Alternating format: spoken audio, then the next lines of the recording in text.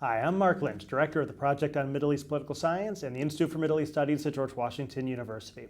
Welcome back to our POMEPS Conversations, a series of conversations with leading scholars in the field. With me today is Stacey Philbrick Yadav, who's Professor of Political Science at Hobart and William Smith Colleges in New York. And she's the author of a brand new book, hot off the presses, Islamists in the State, Legitimacy and Institutions in Yemen and Lebanon.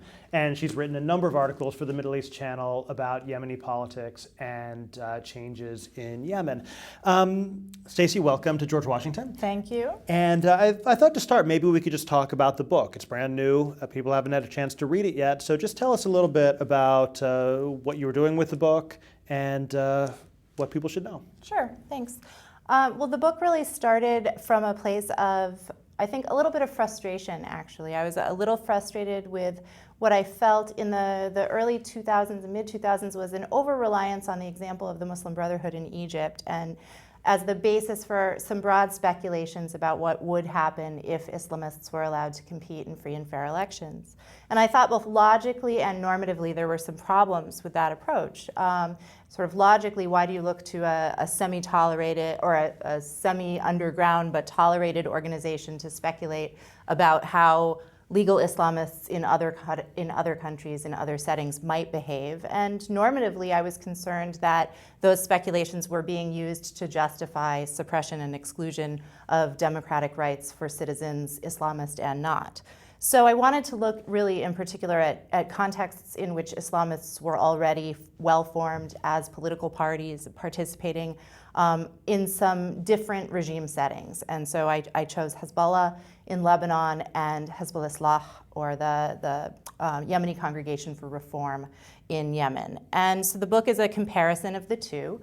And some of the things that come out of the book that I think are particularly interesting, one is that there isn't any particular linear trajectory towards power or away from power. So Islamists in both countries participate in governing coalitions, participate in opposition. So there isn't any kind of single pattern or trajectory within or across the two cases. In both cases, they also form cross-ideological alliances with a range of other actors. And that's been one of the blessings of the field work on this project is that those alliances were formed when I was in the field doing the primary research, and I got to watch them unfold. I didn't know precisely what to expect, and I think a lot of us kind of played with this idea of what's going to happen through these cross-ideological alliances, and the two were really have been really quite remarkably different. They're both very important, the March 8th bloc in Lebanon and the Joint Meeting Party's opposition in Yemen. They both have participated very recently or currently in power-sharing governments. And one alliance has really produced some pretty substantial change in terms of the internal dynamics of the Islamist party, and that's in the Yemeni case with Islah. And the other one has been really superficial and not produced the kind of identity transformations that I see in Yemen. So that raises a really interesting question, I think, about why and under what circumstances Islamists form coalitions, what happens with those coalitions, how it shapes the Islamists, how they shape the alliances. And that's really the primary kind of set of questions that I'm engaging with the book. Well, let's talk about al-Islah and Yemen. They've played some role in the revolution and the uprising, but it's been quite controversial and quite contested among many of the youth activists.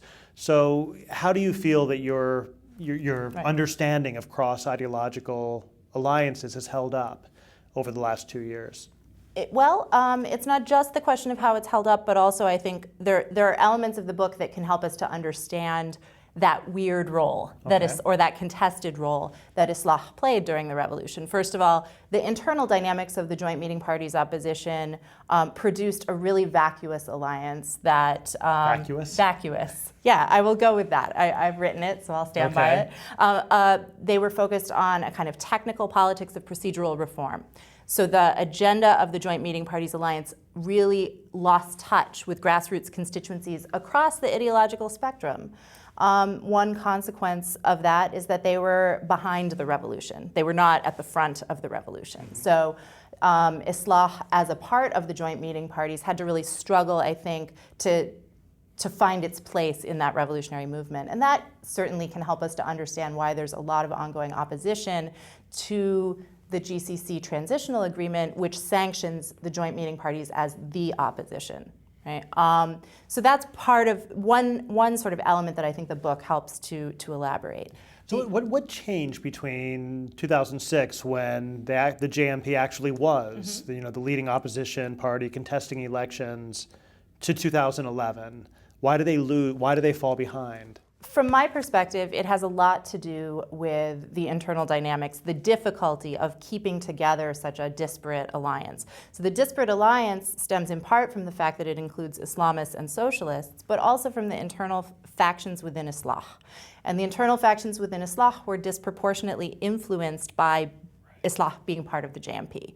So a group of centrist brothers got a big bump off of the JMP and rose in prominence at the same time that a Salafi contingent was losing some ground and was actually in an internal election in 2007 lost some considerable ground around issues of women's inclusion and some other controversial topics. Meanwhile, the death of Sheikh Abdallah Ahmar left a kind of vacuum. He had played a mediating role between those two factions. So Islah became more brittle, essentially.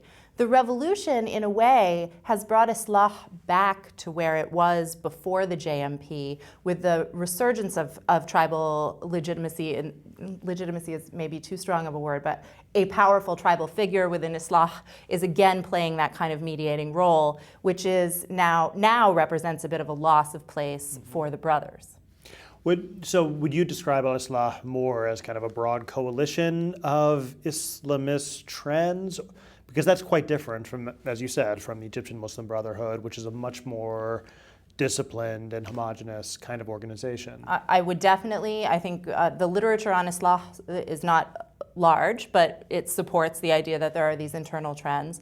The internal elections within the party see the waxing and waning. And there tends to be a focus in the media on a couple of top figures, but there's a lot going on, I think, in a cohort of activists in the party, partisan activists in their 40s, early 50s, who've built a lot of durable ties to people in the other JMP parties. And it's their status and their future, I think, right now that is most precarious within the party. And you'll frequently hear from Yemeni activists and student activists, youth activists, complaints about al-Islah's domination of the square, complaints about the Tawakkul Karman, despite all the attention, or maybe because of all the attention she gets abroad. What can you say about their revolutionary status at the moment and how they relate to these other forces on the ground? So if we think about these rival factions within Islah, Sheikh Zindani is an important figure in the party and a controversial one, right? He's sort of associated with the Salafi wing of the party, and he's been a political liability to Islah in building the joint meeting parties, in its relationship with the United States, in a lot of different ways. And yet the party's never been willing to let go of him because he's perceived as mobilizing a lot of young, conservative Yemeni, largely men, not exclusively men. And, I think when Zindani brought people to protests, participated in the protests, that was part of how Islah kind of moved closer. But there were always Islahi activists of the centrist reformist trend and who had been advancing this procedural reform agenda, whose arguments were consistent with the kind of civil state that revolutionaries were calling for. So the factions within the party haven't disappeared. They played a role in how Islah participated in the revolution, the constraints that centrist Islahis face today, and also, I think, are continuing to influence the dynamics of the national dialogue. Well, what about the national dialogue? What are your thoughts on the national dialogue? You've recently written an article about it, so everyone go read that. But just tell us a little bit about what you see as the possible accomplishments of this dialogue and what it might mean for actual, national consensus. I'm not an extraordinarily optimistic person on this. I think there was a tremendous opportunity lost in terms of the outreach that the technical committees were supposed to do kind of before the slate of participants was put together to better access, the grassroots Yemenis who really have been left out of the formal political system for a very long time. And that really wasn't taken advantage of. So I understand the sources of sort of bitterness about the national dialogue process.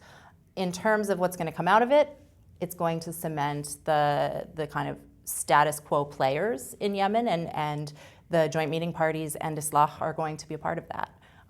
But it may produce a government that's really still at some considerable distance from the people in any meaningful sense of that term.